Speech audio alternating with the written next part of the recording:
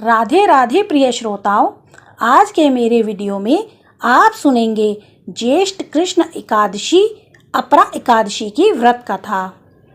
अपरा एकादशी, जिसे अचला एकादशी भी कहा जाता है, ज्येष्ठ माह के कृष्ण पक्ष में आती है। यह व्रत भगवान विष्णु के त्रिविक्रम रूप को समर्पित होता है। मान्यता है कि यह व्रत पापों से मुक्ति, धन की प्राप्ति और मोक्ष दिलाता है। माना जाता है कि इसे करने से ब्रह्म हत्या जैसे गंभीर पापों से छुटकारा मिलता है और जीवन में सुख समृद्धि आती है। युधिष्ठिर कहने लगे कि हे भगवान, ज्येष्ठ कृष्ण एकादशी का क्या नाम है तथा उसका महात्म क्या है, सो कृपा करके कहिए। भगवान श्री कृष्ण कहने लगे कि हे राजन, यह एकादशी अचला तथा अपरा दो नामों से जानी जाती है। पुराणों के अनुसार ज्येष्ठ कृष्ण पक्ष की एकादशी अपरा एकादशी है, क्योंकि यह अपार धन देने वाली है। जो मनुष्य इस व्रत को करते हैं वे संसार में प्रसिद्ध हो जाते हैं। इस दिन भगवान त्रिविक्रम की पूजा की जाती है। अपरा एकादशी के व्रत के प्रभाव से ब्रह्म हत्या, भूत योनि, दूसरे की निंदा आदि के सब पाप दूर हो जाते हैं। इस व्रत के करने से पर स्त्री गमन, झूठी गवाही देना, झूठ बोलना, झूठे शास्त्र पढ़ना या बनाना, झूठा ज्योतिष बनना तथा झूठा वैद्य बनना आदि सब पाप नष्ट हो जाते हैं।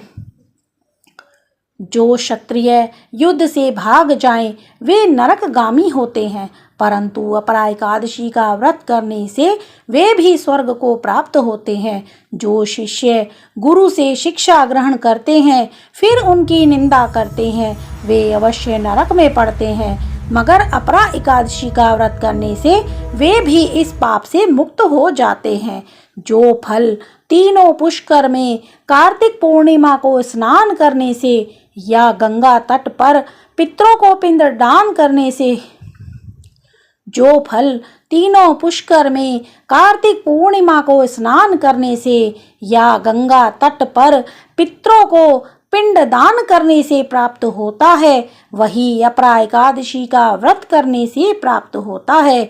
मकर के सूर्य में प्रयागराज के स्नान से, शिवरात्रि का व्रत करने से, सिंह राशि के बृहस्पति में गोमती नदी के स्नान से, कुंभ में केदारनाथ के दर्शन या बद्रीनाथ के दर्शन, सूर्य ग्रहण में कुरुक्षेत्र के स्नान से, स्वर्ण दान करने से अथवा अर्ध प्रसूता गोदान से जो फल मिलता है वही फल अपरा एकादशी के व्रत से मिलता है।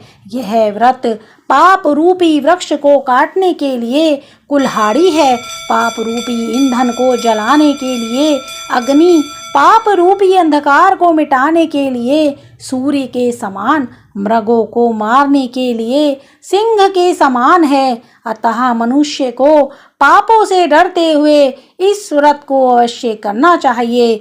अपरा एकादशी का व्रत तथा पूजन करने से मनुष्य सब पापों से छूटकर विष्णु लोक को जाता है। इसकी प्रचलित कथा के अनुसार प्राचीन काल में महीध्वज नामक एक धर्मात्मा राजा था। उसका छोटा भाई वज्रध्वज बड़ा ही क्रूर, अधर्मी तथा अन्यायी था। वह अपने बड़े भाई से द्वेष रखता था। उस पापी ने एक दिन रात्रि में अपने बड़े भाई की हत्या करके उसकी देह को एक जंगली पीपल के नीचे गाड़ दिया। इस अकाल मृत्यु से राजा प्रेतात्मा के रूप में उसी पीपल पर रहने लगा और अनेक उत्पात करने लगा। एक दिन अचानक धौम्य नामक ऋषि उधर से गुजरे। उन्होंने प्रेत को देखा और तपोबल से उसके अतीत को जान लिया। अपने तपोबल से प्रेत उत्पात का कारण समझा। ऋषि ने प्रसन्न होकर उस प्रेत को पीपल के पेड़ से उतारा तथा परलोक विद्या का उपदेश दिया। दयालु ऋषि ने राजा की प्रेत योनि से मुक्ति के लिए स्वयं ही अपरा एकादशी का व्रत किया और उसे अगति से छुड़ाने को उसका पुण्य प्रेत को अर्पित कर दिया। इस पुण्य के प्रभाव से राजा की प्रेत योनि से मुक्ति हो गई। वह ऋषि को धन्यवाद देता हुआ दिव्य देह धारण कर पुष्पक विमान में बैठकर स्वर्ग को चला गया। हे राजन, यह अपरायकाशी की कथा मैंने लोक हित के लिए कही है। इसे पढ़ने अथवा सुनने से मनुष्य सब पापों से छूट जाता है। ये थी अपरायकाशी की कथा। ऐसी ही व्रत कथाएं सुनने के लिए चैनल को सब्सक्राइब करें।